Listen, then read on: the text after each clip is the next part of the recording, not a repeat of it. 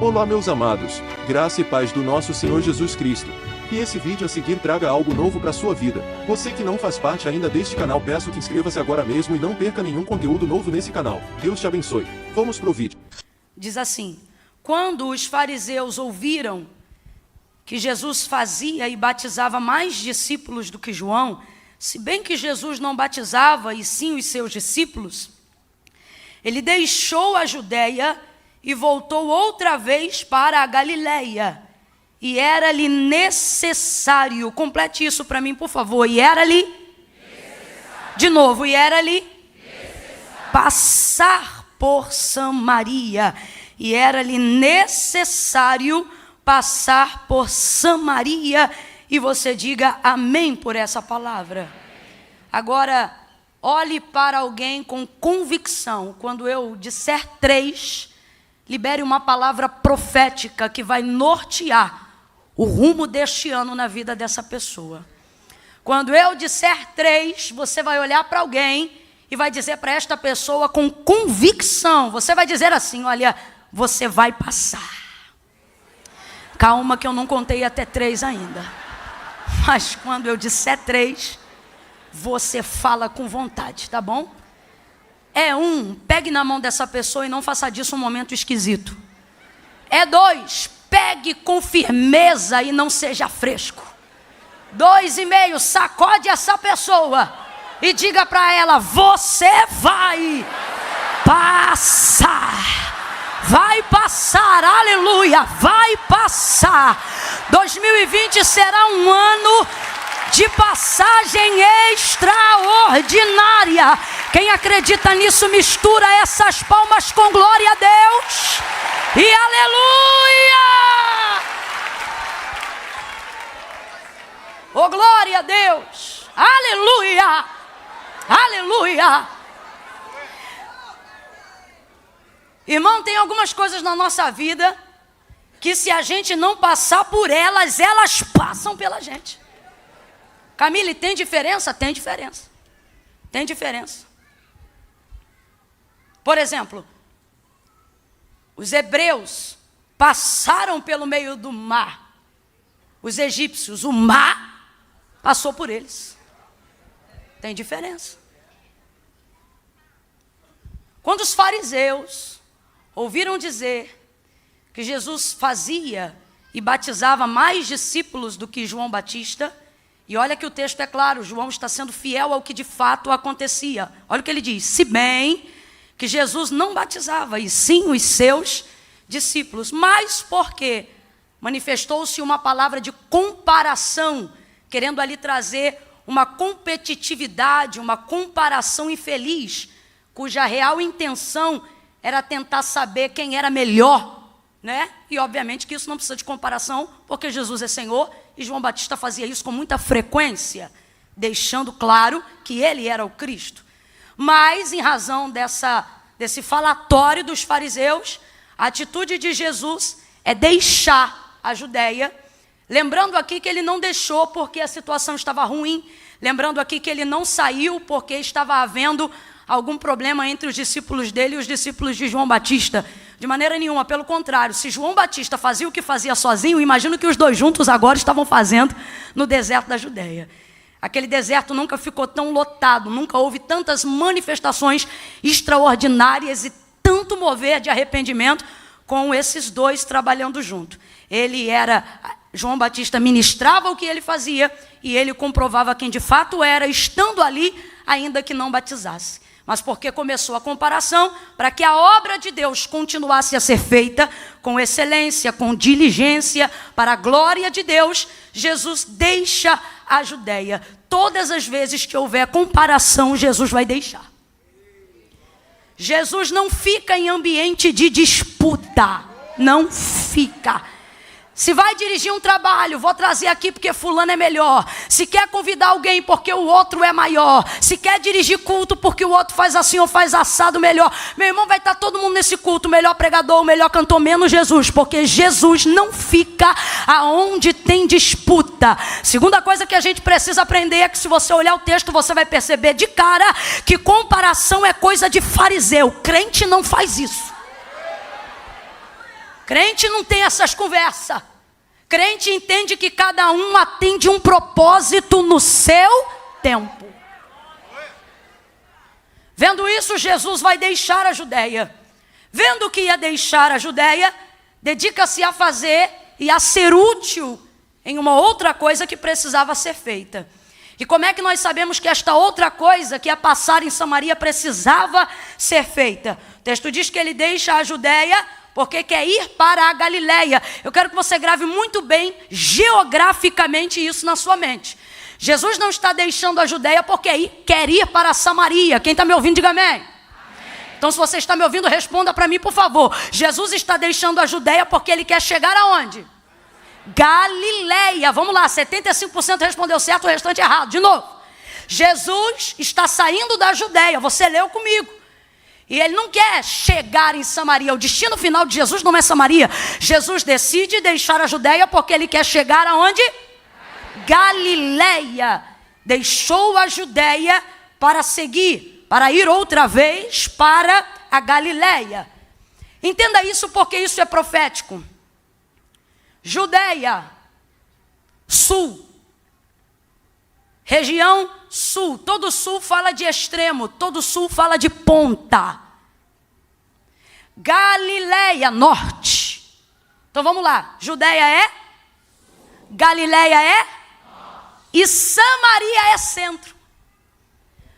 Geograficamente falando, está bem no meio. E é a trajetória a pé mais curta para conseguir chegar da Judéia para ir para Samaria.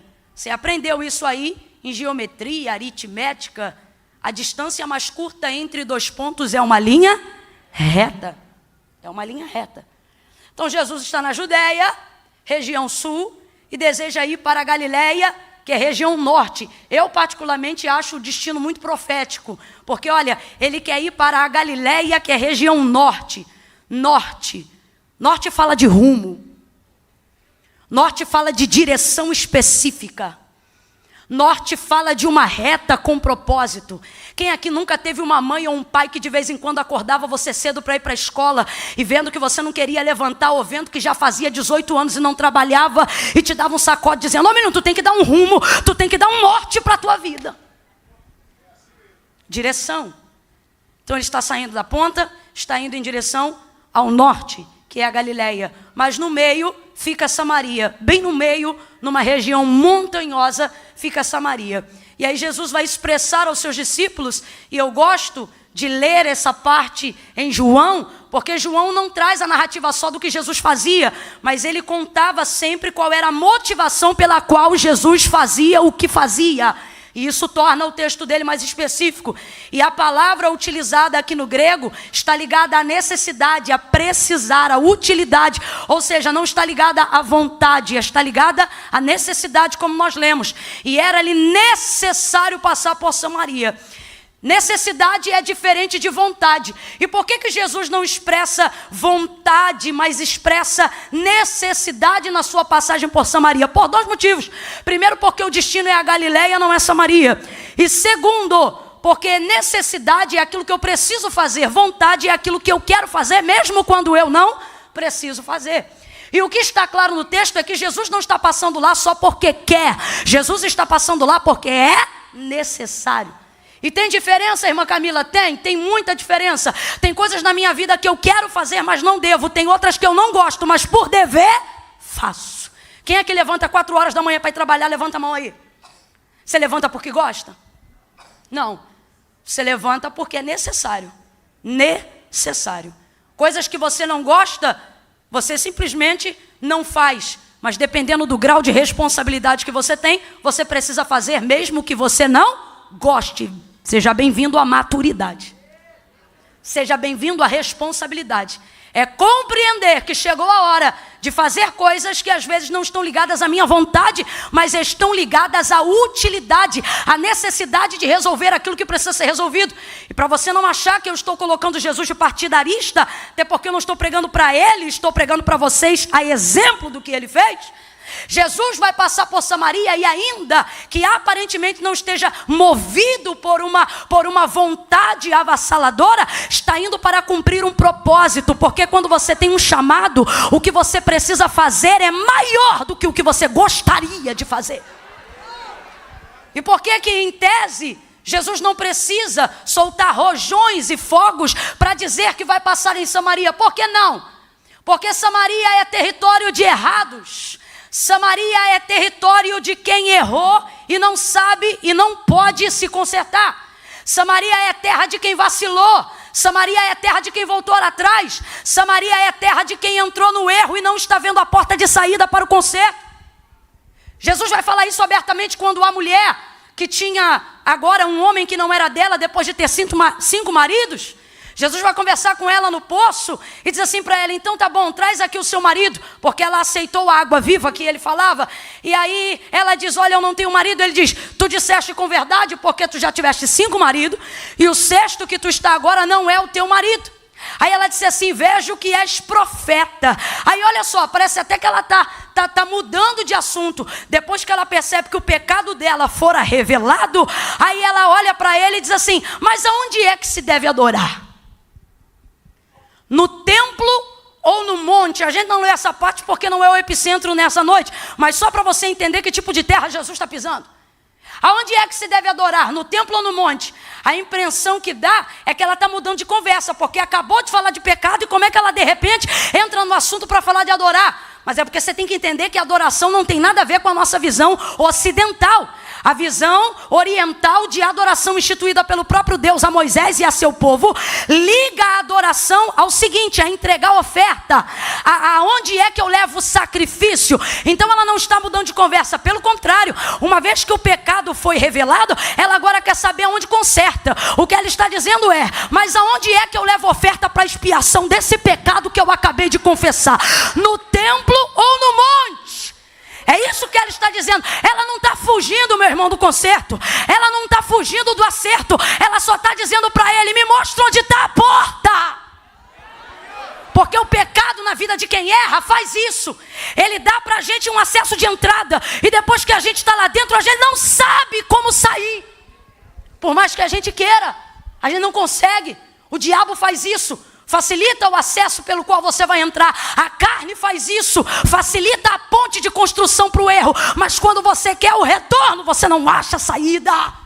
Então quando ela diz aonde se deve adorar, traduzindo em miúdos, o que ela está dizendo é: aonde eu entrego uma oferta para ser livre desse pecado.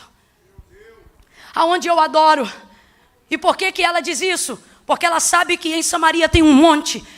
E tem um monte onde também se adora a Deus, ao Deus de Israel. O problema é que o Deus de Israel não se manifesta lá por 2 motivos. Primeiro, Jerusalém é o lugar onde está o sacerdócio legítimo. Segunda coisa, Deus não divide a sua glória. No mesmo altar que Deus é adorado, do lado tem altar de Moloque, do outro lado tem altar de Baal, do outro lado tem altar de Azera. Então ela não quer criar um cenário de que foi perdoada. Quando ela percebe que está diante de um profeta judeu, rabi, mestre, conhecedor da verdade, aí ela diz: me dá aí essa resposta. Por quê? Porque eu quero me consertar. E aí você começa a entender por que gente que não errou tem que passar por lugares que não queria passar.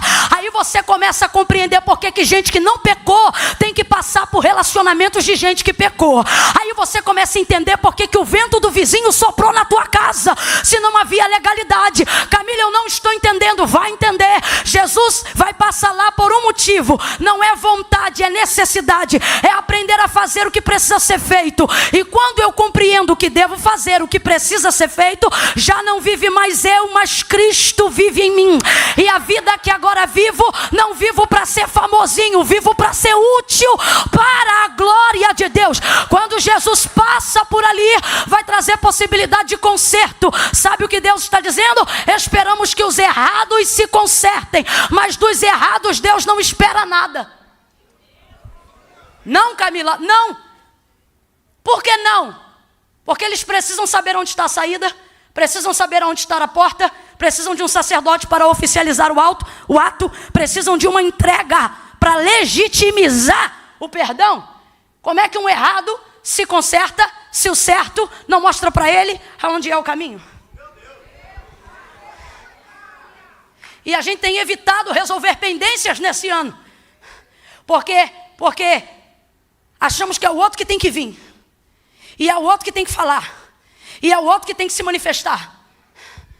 E o Senhor está dizendo, e se eu te disser que deles eu não espero nada, mas de você eu estou esperando uma posição há um tempo. E tem gente aqui que está querendo se omitir daquilo que precisa fazer. Porque sabe que a situação é um enrosco, sabe que a coisa é difícil, sabe que se meter a mão vai rolar conversa constrangedora, e aí você quer se eximir. E aí eu estava sentada ali e disse, Jesus, é para eu falar isso? E o Espírito Santo disse, fala para eu não te vergonhar diante deles. Eu disse, então eu vou falar porque quem paga minhas contas é o Senhor. E aí o Senhor falou assim para mim, diga para eles que a casa sacerdotal de Eli não foi extirpada por causa do pecado de Ofni e Finéias. A casa de Eli foi extirpada por causa da omissão dele diante do pecado dos seus filhos. O que mais tem matado gente na igreja não é o pecado, é a omissão de quem sabe onde está o conserto, mas bota poeira para debaixo do tapete. A omissão de quem sabe que precisa revelar, que precisa falar, mas não fala. Eu não vou me meter, eu não vou dar a cara para bater. E ainda tem esses outros aqui que eu gosto ainda mais. É os que dizem assim, não fui eu que comecei isso. Quando eu entrei, fulana ela já não se dava com Beltrana. Quando eu entrei, ciclano já não gostava do pastor fulano. Pega na mão de alguém aí agora. Camila, eu não gosto, não estou perguntando se tu gosta. Pega na mão de alguém aí agora. Você não vai fazer só o que quer, vai fazer o que precisa ser feito. Pega na mão de alguém aí agora. Sacode essa pessoa até ela acordar desse friozinho. Sacode ela e diga para esta pessoa, não interessa quem começou. Não, tá fraco, diga, não importa quem começou, importa que você vai terminar. Receba de Deus autoridade, receba de Deus ousadia, receba de Deus unção para destruir julgos antigos em terras de errado. Quando Jesus diz, tu sabes que a salvação vem dos judeus, ele está dizendo, você sabe que quem errou nessa parada foram os samaritanos. Então se você quer consertar de verdade, você tinha que ter procurado um sacerdote judeu em Jerusalém. Só que Jesus só está falando o que é certo, mas sabe que não é possível ela fazer isso. E isso explica por que ele está lá. Pense num samaritano procurando um sacerdote em Jerusalém. São cães.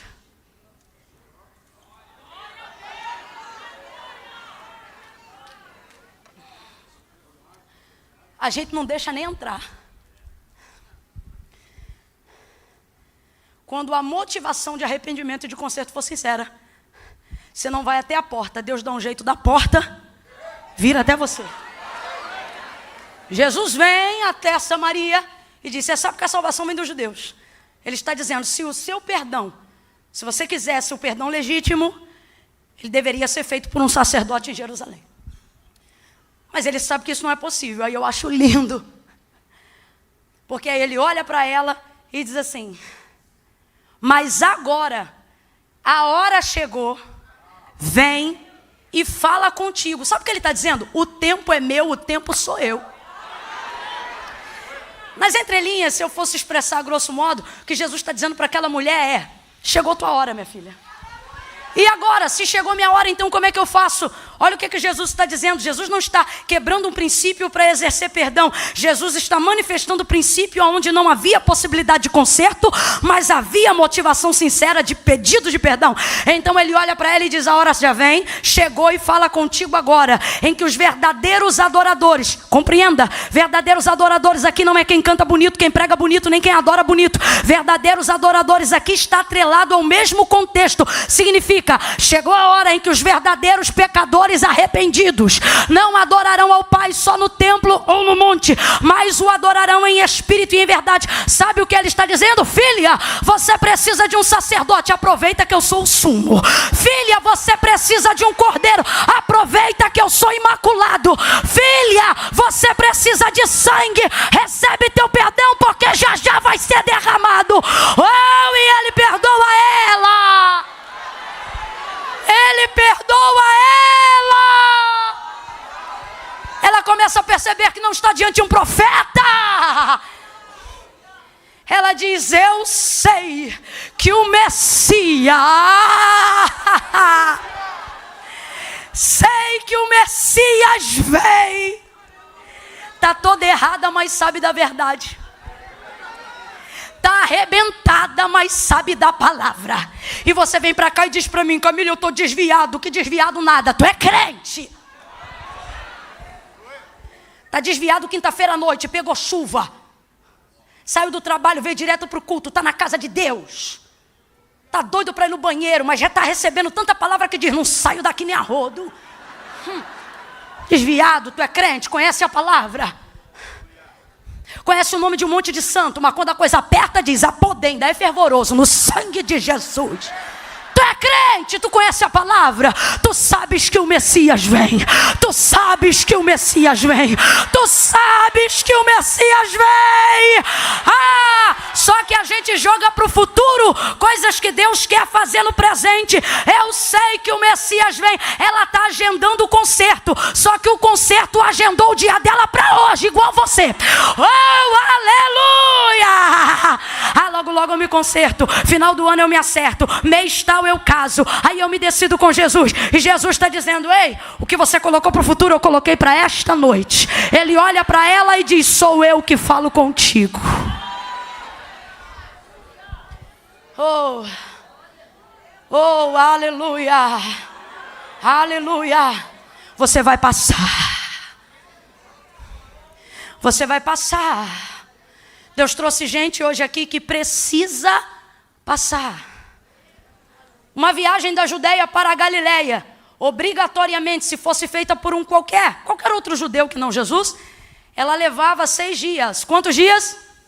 Porque o judeu deixava de atravessar o centro de Samaria e dava toda uma envolta na montanha de Samaria. Dava toda uma volta no entorno de Samaria. Para quê? Para não ter que topar com nenhum samaritano. Então, se um judeu saísse da Judeia para ir para a Galileia, ele dava toda uma volta no entorno de Samaria. E isso fazia com que a viagem fosse acrescida de mais 3 dias. Então, uma viagem da Judeia para a Galileia durava 6 dias. Aí Jesus diz: é necessário passar por Samaria. Em 2 dias ele chega.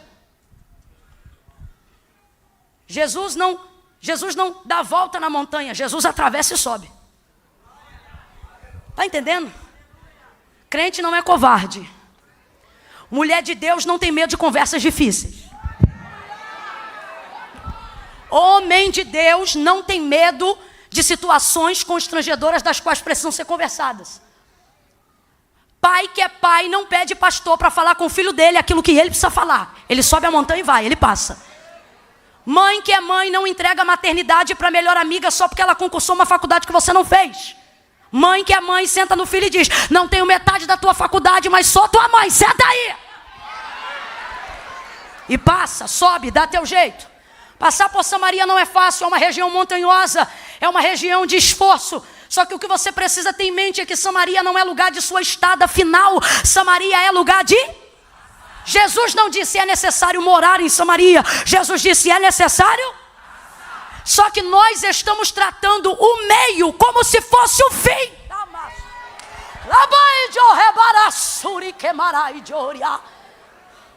Estamos vivendo períodos intermediários com convicções de que são finais.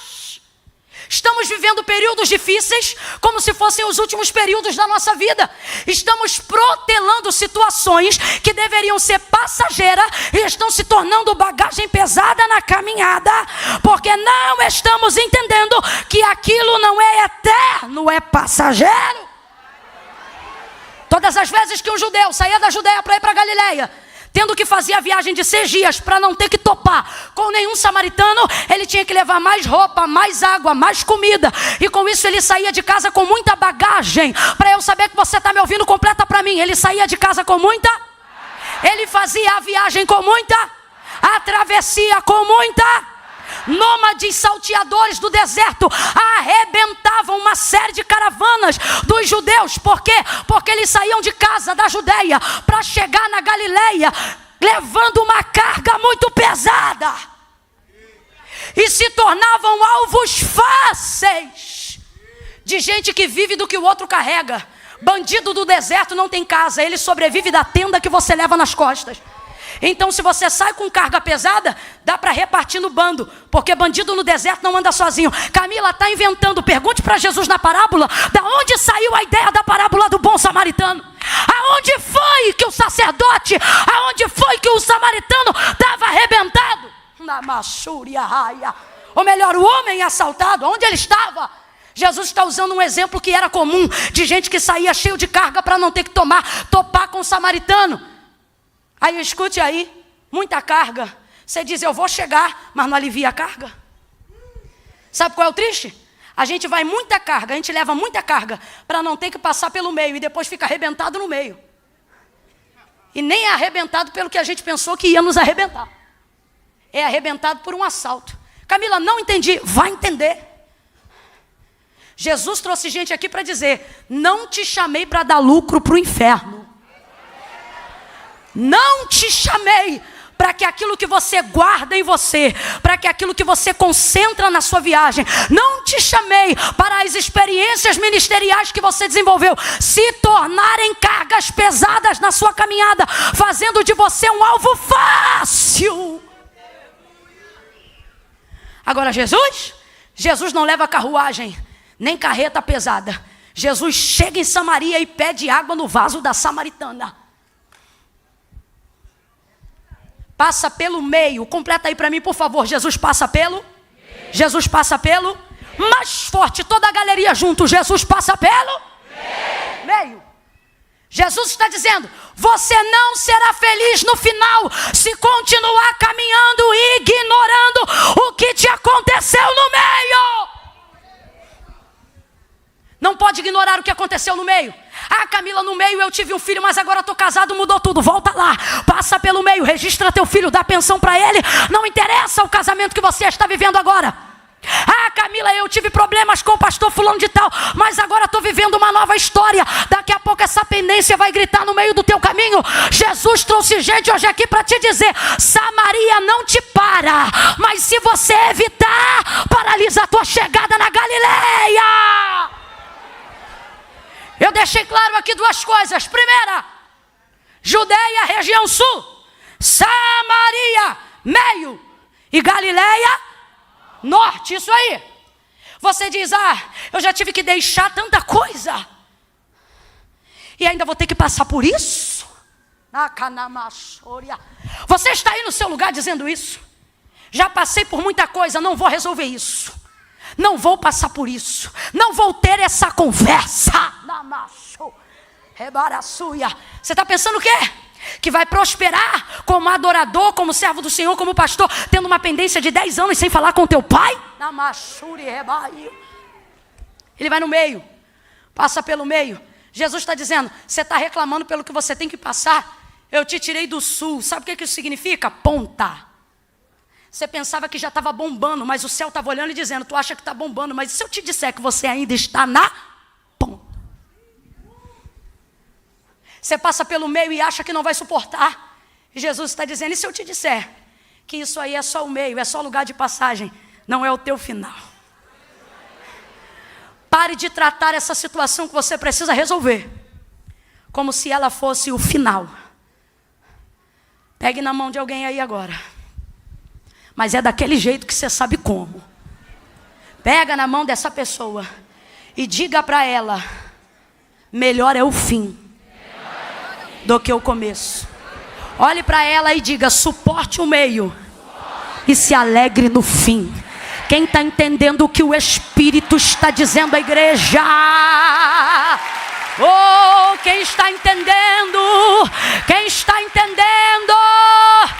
Agora olhe para cá, já estou caminhando para concluir. Não é porque você está dizendo que tem que passar. Aí eu vou fazer porque eu sou crente. Aí eu vou fazer porque Deus está mandando. Não é porque você sabe que como crente, como alguém que entende a vontade de Deus, tem que passar, que vai passar de qualquer jeito. Deus está me usando hoje aqui para dizer, já que vai passar, passa direito.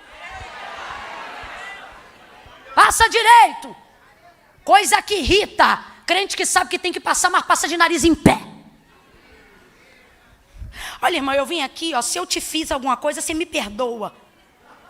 Se tu nem sabe o que me fez, está me pedindo perdão para quê? Não, Camila, porque às vezes a ofensa foi do outro, mas você sabe o dia que ofendeu. Não, mas não foi intencional. Um erro não deixa de ser um erro só porque foi sincero. Já que vai passar, passa deixando perfume. Já que vai passar, faz quem errou ter saudade de você. Amalaxuri revassúria. Já que vai passar, não passa de qualquer jeito não atende da porta não, bota pra dentro, faz o bolo, com o café, diz sente aí, na maracalaçoria.